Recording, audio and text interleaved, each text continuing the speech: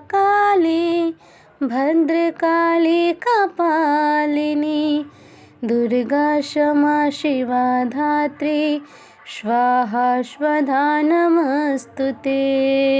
मेरे प्रिय दर्शक, हम आपको बताएंगे कि आपके आने वाले 5 साल में आपका सेहत कैसा रहेगा, आपका लव लाइफ कैसा रहेगा, आपका कैरियर कैसा रहेगा, आपको धन का लाभ होगा या धन की हानि।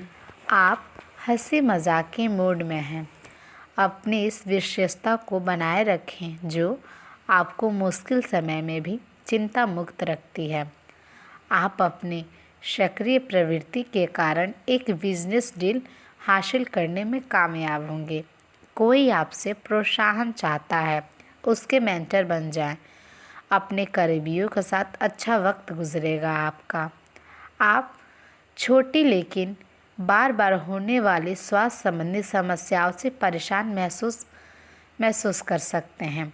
अपनी समस्याओं का इलाज अपने पास पड़ी दवाइयों से करना बंद करें, खासकर जब आप इतने लंबे समय से उनके लक्षण देख रहे हैं। आपको समस्या की जड़ तक पहुंचने के लिए किसी डॉक्टर की सहायता लेनी होगी, तभी आपको इस रोज़ की समस्या से छुटकारा मिलेगा। ऐसे ही कोई दवा लेने से नुकसान हो सकता है आपको। देवगुरु बृहस्पति की दृष्टि पंचम भाव पर होने से आपके रिश्ते में मिठास आएगी। अगर कोई पुराना मतभेद था तो उसका निवारण हो जाएगा। जीवन साथी में एक दूसरे के प्रति समर्पण और ईमानदारी की भावना आएगी। मन प्रसन्न रहेगा आपका। जीवन साथी या प्रियजनों के साथ कहीं घूमने जाने की योजना बन सकती है। बेशक आपके प्रेम और दाम्पत्य जीवन में बृहस्पति मधुरता के भरपूर अवसर बनाएंगे, लेकिन बुध की छठे भाव में स्थिति कुछ संवादहीनता की स्थिति भी खड़े करेगी। दूसरे की कही सुनी बातों पर एकदम ध्यान न दें। अपने जीवन साथी के साथ संवाद बनाए रखें। अपने बीच की बातों को आपसी बातचीत के ज़रिए हल करने की कोशिश करेंगे तो आपके लिए फ़ायदेमंद होगा ये। साथ ही कटुता नहीं आने पाएगी। अपने बीच की बात किसी तीसरे तक न जाने दें, चाहे वो परिवार का कोई हिस्सा ही न क्यों ना हो और आपका चाहे कोई करीबी दोस्त ही क्यों ना हो। नवंबर से आपको इस बात के लिए विशेष रूप से सतर्क रहना है। अगर आप यह कर सके तो आपकी परेशानियां हल हो जाएंगी। जीवन साथी या प्रियजन के साथ व्यवहार में अतिरिक्त मधुरता लाने का प्रयास करें। सब सुखमय रहेगा। व्यर्थ के वाद विवाद से बचना होगा आपको। जीवन साथी के भाव यानी कि सप्तम भाव पर केतु की दृष्टि है।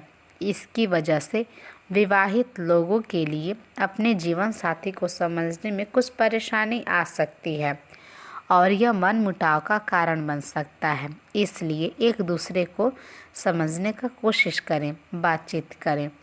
सूर्य का गोचर भी सप्तम भाव में होगा। इससे जीवन साथी के स्वभाव में अहम या उत्तेजना की भावना बढ़ सकती है।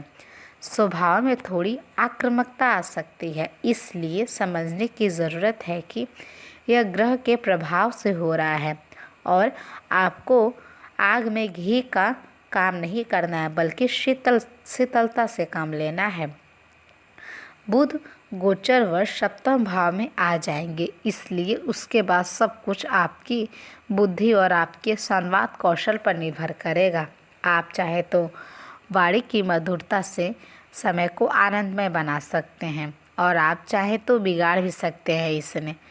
अपनी वाणी में मधुरता लाएंगे तो सब कुछ सामंजस्य रहेगा और मंगलमय होगा आपका। दोस्तों, आगे बढ़ने से पहले हमें आपसे विनम्र निवेदन है, अगर ये वीडियो आप लोग को सही लगे, आपके जीवन से मिले, तो प्लीज़ आप हमारी वीडियो को लाइक कर दें और जिन लोगों ने हमें सब्सक्राइब नहीं किया है वो लोग हमें सब्सक्राइब करके बेल आइकन का बटन दबा दें। मेरे प्रिय दोस्तों, आपका एक लाइक और सब्सक्राइब हमें अगला वीडियो बनाने के लिए उत्साह प्रदान करता है। हमें उम्मीद है कि आप लोग हमें सपोर्ट करते चलेंगे। तो चलिए हम बात कर लेते हैं कि आपका लव लाइफ और पारिवारिक संबंध कैसा रहेगा। आपके मुश्किल समय में आपके साथी ने आपको काफ़ी प्रेरणा और आगे बढ़ने की हिम्मत दी है और आप इसके लिए उनका काफ़ी सम्मान भी करते हैं। लेकिन किसी विशेष परिस्थितियों की वजह से आप दोनों के बीच गलतफहमी आ गई है और दूरी की यह खाई बढ़ती ही जा रही है। स्थिति को बिल्कुल ख़राब होने से पहले आप संभाल लें। आप और आपका पार्टनर एक साथ मूव इन के बारे में सोच सकते हैं। एक बहुत अच्छे घर में रहने की आपकी योजना में आपके पार्टनर बहुत अच्छे से आपकी सहायता कर सकते हैं। हालांकि मूड बदलने और खुश मिजाज बनाने के लिए रूटीन में बदलाव के लिए आप किसी खूबसूरत जगह पर छुट्टी मनाने या किसी रोमांचक यात्रा की योजना बना सकते हैं। अब आइए हम बात कर लेते हैं कि आपको धन का लाभ होगा या धन की हानि। आपका व्यवहार याद करने योग्य होगा। अपने लाभ के लिए इसका प्रयोग करें। लोगों से मिलें और उनसे सकारात्मक बातचीत करें। एक सकारात्मक शरीर की भाषा बनाए रखें। यहाँ से एक नया अवसर अंकुरित हो सकता है। यह एक नई परियोजना शुरू करने के लिए एक अच्छा सप्ताह दिखाई दे रहा है।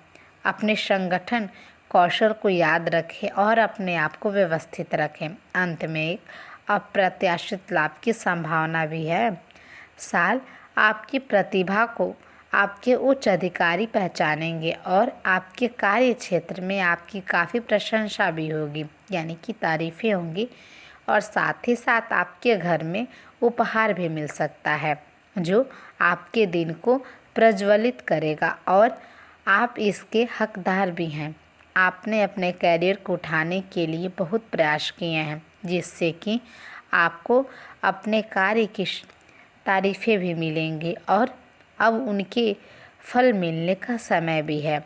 आप कुछ महंगी खरीदारी भी कर सकते हैं और आप उसमें काफ़ी व्यस्त भी रहेंगे। अब आइए हम बात कर लेते हैं कि आपके लिए मेरा आज का शुभ विचार क्या है। आप लोग इसे ध्यानपूर्वक सुनिएगा।